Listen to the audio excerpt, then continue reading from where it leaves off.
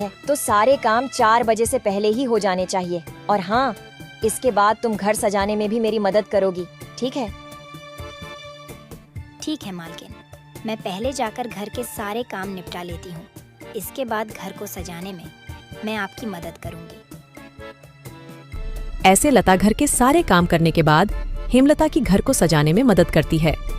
हेमलता और लता मिलकर पूरे घर को अच्छी तरह से सजा देते हैं। अच्छा मालकिन, मैंने घर के सारे काम निपटा दिए हैं और पार्टी की सारी तैयारी भी हो गई है, तो अब मैं घर जाती हूँ। हाँ ठीक है, लेकिन पता है ना तुम्हें आज शिवम की बर्थडे पार्टी है, तो तुम शाम को 7 बजे अपने बच्चों के साथ पार्टी में आ जाना। और हाँ, मुझे तुम्हारी थोड़ी मदद की भी जरूरत होगी। ठीक है मालकिन, मैं शाम के समय बच्चों के साथ यहाँ आ जाऊंगी। ऐसा कहकर लता घर चली जाती है और दोनों बच्चों को तैयार करके शाम को 7 बजे पार्टी में आ जाती है। पार्टी बहुत ही शानदार होती है। लता के बच्चे इतना बड़ा घर देखकर कहते हैं, अरे यार चिंकी, यह घर कितना बड़ा है और कितना सुंदर है। बाहर कितनी गर्मी है, फिर भी इनके घर के अंदर कितना ठंड लग रहा है। पिंकी और चिंकी की बातें शिवम सुन लेता है और वह उनसे कहता है, अरे ये घर ठंडा इसलिए लग रहा है क्योंकि हमारे घर में हर कमरे में एसी लगा हुआ है। ओह, मतलब कि एसी लगाने से घर बहुत ठंडा हो जाता है। दीदी, हम भी अपने पिताजी को अपने घर में एसी लगाने के लिए बोलते हैं ना, हमारे घर में भी बहुत ठंडा लगेगा। चलो बच्चों, इधर आओ, केक काटने का टाइम हो गया है। जब केक काटने लगता है तो पिंकी और चिंकी एसी की ठंडी ठंडी हवा खाते खाते शिवम के कमरे की तरफ चले जाते हैं और शिवम के कमरे के बाहर खड़े होकर एसी की ठंडी ठंडी हवा का मजा लेने लगते हैं। एसी की ठंडी ठंडी हवा खाते खाते वह दोनों कमरे के अंदर चले जाते हैं। दीदी, यह कमरा तो सबसे ठंडा है, इसमें कितनी ठंडक है। और दीदी, यह देखो, यह बिस्तर कितना सुंदर है, बिल्कुल मखमल जैसा। दोनों बेड पर बैठ जाते हैं और ठंडी ठंडी हवा का आनंद लेने लगते हैं। देखते ही देखते 15 मिनट बीत जाते हैं और आराम करते करते कब दोनों की आंख लग जाती है, उन्हें पता ही नहीं चलता।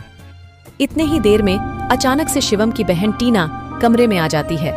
वह पिंकी और चिंकी दोनों को शिवम की बेड पर लेटा देखकर जोर से भड़कती है। ये दोनों मेरे कमरे में क्या कर रहे हैं? माँ इधर आओ, देखो ये दोनों मेरे बेड पर क्या कर रहे हैं। टीना की आवाज सुनकर हेमलता कमरे में आती है। तुम दोनों अभी के अभी मेरे बेड से उठो। पिंकी और चिंकी हेमलता की आवाज सुनकर जग जाते हैं। लता भी हेमलता की आवाज सुनकर भागी भागी चली आती है। क्या हुआ मालकिन? आपकी बहुत जोर से नीचे आवाज आ रही थी। क्या हुआ? ये पूछ क्या नहीं हुआ? ये देख नहीं रही तू? तेरे बच्चों ने अपने गंदे मेले बदबूदार कपड़ों से मेरा पूरा बेड गंदा कर दिया। तेरे बच्चों ने एसी देखा नहीं कि सोने चले मेरे बेड पे। हद होती है यार। मैं तो तेरे बच्चों को इसलिए बुलाया था कि इनका भी थोड़ा मन लग जाएगा। इन्होंने कभी ऐसी पार्टी लाइफ में देखी नहीं होगी, ये भी देख लेंगे। पर ये तो अपनी औकात ही भूल गए। ये हमारा घर है, कोई धर्मशाला नहीं कि कोई भी भिखारी हमारे कमरे में आ जाएगा और आकर के सो जाएगा। तू अभी के अभी अपने बच्चों को लेकर निकल यहाँ से। और हाँ, कल से काम पर भी आने की जरूरत नहीं है। मालकिन ऐसा मत करो, मेरी बात तो सुनो। बच्चे नादान हैं। मैं वादा करती हूँ आगे से ऐसा दोबारा नहीं होगा। यह मेरी आखिरी भूल समझकर माफ कर दीजिए मालकिन। मुझे काम से मत निकालिए मालकिन। इस काम के सहारे तो मेरा घर चल रहा है। ये तेरी सर दर्द है। अब तू यहाँ पर काम नहीं कर सकती। अब तू अपने बच्चों को ले और यहाँ से निकाल। हेमलता लता और उसके बच्चों को घर से बाहर निकाल देती है और आगे से काम पर आने को भी मना कर देती है। अब लता के पास कोई काम नहीं था। घर का सारा भार अब घनश्याम के कंधों पर आ गया था। हे भगवान, आज तो खाना बनाने के लिए आटा भी नहीं है। अब मैं आटा कहाँ से लाऊं? मेरे पास तो अब और पैसे भी नहीं है। और जो तनख्वाह घनश्याम जी को मिली थी, वह सब घर खर्चे में खत्म हो गए। मेरा क्या है? मैं तो पानी पीकर भी सो जाऊंगी, पर बच्चों को क्या? भूखे पेट इन्हें नींद कैसे आएगी? आ गए आप। घर में राशन खत्म हो गया है। आज खाने में कुछ नहीं बना है। कोई बात नहीं, खाना आज मैं अपने साथ लेकर आया हूँ। सेठ जी के यहाँ पर आज दावत थी तो उन्होंने कुछ खाना बच्चों के लिए भी भिजवा दिया है। ऐसे उस रात तो वह सभी खाना खाकर सो जाते हैं। अगली सुबह लता फिर से अपनी मालकिन हेमलता के घर जाती है और उससे थोड़े पैसे उधार मांगती है। मालकिन, मेरे घर में खाने के लिए एक अनाज का दाना भी नहीं है। कृपया आप मुझे थोड़े से पैसे उधार दे दीजिए। तुझे देने के लिए मेरे पास कोई पैसे वैसे नहीं है। मैंने तुझे पहले ही काम से निकाल दिया था, फिर तेरी यहाँ आने की हिम्मत कैसे हुई? जा निकल यहाँ से, और आइंदा यहाँ पर अपनी शक्ल मत दिखाइयो। हेमलता की कड़वी बातें सुनकर लता घर वापस जाने लगती है। तभी उसे रास्ते में एक पोस्टर दिखाई देता है। उस पोस्टर को देखकर लता वहीं रुक जाती है। पकोड़े बनाने वाले की जरूरत है। अधिक जानकारी के लिए इस दिए गए नंबर पर कॉल करें। पकोड़े बनाने तो मुझे आता है। अगर यहाँ मेरी नौकरी लग जाए तो घर का खर्च चलाने के लिए कुछ पैसे आ जाएंगे। ऐसा सोचकर लता उस पते पर पहुंच जाती है।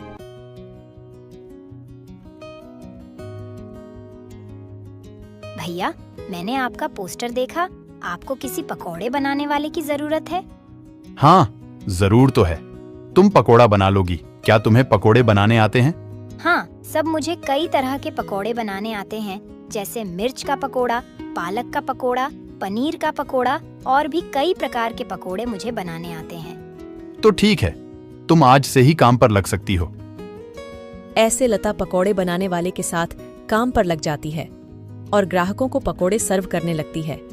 ऐसे ही शाम हो जाती है और रमेश के सारे पकोड़े बिक जाते हैं। चलो, आज तो सारे पकोड़े बिक गए। आज तो तुमने पकोड़े सिर्फ सर्वे किए हैं, लेकिन कल से तुम्हें पकोड़े बनाने भी होंगे। हाँ साहब, मैं बहुत ही स्वादिष्ट पकोड़े बनाना जानती हूँ। तो ठीक है, ये लो आज के काम के पैसे। 300 रुपए लेकर लता सबसे पहले राशन की दुकान पर जाती है और वहां से राशन का सामान खरीदकर घर आ जाती है। घर पहुंचकर लता सबसे पहले बच्चों के लिए खाना बनाती है और उनको परोसती है। चिंकी, पिंकी, आ जाओ, खाना खा लो। इतने में घनश्याम भी वहां आ जाता है और लता घनश्याम को अपने नए काम के बारे में बताती है। इस तरह सारे मिलकर खुशी खुशी खाना खाते हैं। अगली सुबह लता बच्चों को स्कूल छोड़कर वापस काम पर चली जाती है। दुकान पर पहुंचकर लता पकोड़े बनाती है। लता के बने हुए पकोड़े ग्राहकों को बहुत पसंद आते हैं। लता के बने हुए पकोड़े खाकर ग्राहक पकोड़े की बहुत तारीफ करते हैं। उनको आज के बनाए हुए पकोड़े कल से भी ज्यादा अच्छे लगे। रमेश भाई, तुम्हारे आज के पकोड़े का तो कोई जवाब ही नहीं। इससे स्वादिष्ट पकोड़े मैंने आज से पहले इस होटल में कभी नहीं खाए। आखिर आज ऐसा क्या मिलाया है इन पकोड़ों में जो इतने स्वादिष्ट बने हैं? आज तो मैं एक और प्लेट खाऊंगा। मेरे लिए एक एक्स्ट्रा प्लेट पकोड़े लगा दो। ऐसे रमेश अपने ग्राहकों के मुंह से पकोड़े की तारीफ को सुनकर लता से कहता है। लता, तुम्हारे हाथ में तो जादू है। तुम्हारे हाथों के बने पकोड़े खाकर ग्राहक एक एक एक्स्ट्रा प्लेट पकोड़े खा रहे हैं। तुमने तो कमाल ही कर दिया। आखिर ऐसा क्या मिलाया है इन पकोड़े में जो ग्राहक इतनी तारीफ कर रहे हैं? साहब जी, कुछ खास नहीं मिलाया है, बस थोड़े से नमक मिर्च मसाले बराबर मात्रा में डाले हैं, बस। ऐसे रमेश के आज के पकोड़े बहुत जल्द ही खत्म हो जाते हैं। आज तो पकोड़े बहुत जल्द ही खत्म हो गए। कल से हमें और ज्यादा से ज्यादा पकोड़े बनाने होंगे। और हाँ, अब हमारी पकौड़ों की सेल और ज्यादा अच्छी होने लगी है, इसलिए कल मैं दुकान में एसी लगवा रहा हूँ। इससे ग्राहक भी एसी की ठंडी ठंडी हवा में पकोड़ों का मजा लेंगे और हमारे पकोड़े की सेल और ज्यादा बढ़ेगी। तुम क्या कहती हो? साहब, विचार तो बहुत अच्छा है। अगले दिन रमेश अपनी दुकान में एसी लगवा लेता है और जैसा उसने सोचा था वैसा ही हुआ। एसी लगने के बाद रमेश के दुकान पर ग्राहकों की संख्या बढ़ जाती है। ग्राहक ठंडी ठंडी हवा में बैठकर पकोड़े खाने का आनंद उठाते हैं। ऐसे रमेश के आज भी सारे पकोड़े बहुत जल्द ही बिक जाते हैं। शाम के समय जब लता घर वापस आती है और वह चिंकी और पिंकी को आपस में बातें करते हुए सुनती है। दीदी, उस दिन पार्टी में कितना मजा आ रहा था ना। कहाँ हम उस दिन एसी की ठंडी ठंडी हवा खा रहे थे और कहाँ आज हम इतनी गर्मी में बैठे हैं। काश हमारे घर में भी एसी होती तो हम भी अभी एसी की ठंडी ठंडी हवा खा रहे होते। इतने में लता अंदर आ जाती है। अरे चिंकी और पिंकी, तुम दोनों क्या कर रहे हो? तुम दोनों ने अपने स्कूल का होमवर्क किया? चलो जल्दी से अपना अपना होमवर्क कर लो। मैं खाना बनाने जा रही हूँ। इसके बाद खाना खाकर जल्दी सो जाना। कल तुम्हें सुबह उठकर स्कूल भी तो जाना है ना? ठीक है माँ, हम स्कूल का काम करके आते हैं। ऐसे दिन बीतते जाते हैं और लता के हालात पहले से ठीक होते जाते हैं। ऐसे ही एक दिन सुबह लता काम पर जा रही होती है, तभी उसे भंगार की एक दुकान दिखती है। उसे दुकान पर कई सारे सामान थे, जैसे कूलर, पंखा, फ्रिज, एसी इत्यादि।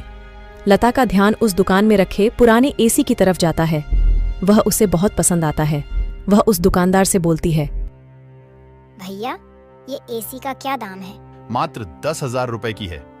10,000? ये तो बहुत ज्यादा है। ज्यादा नहीं, ये तो बहुत कम है।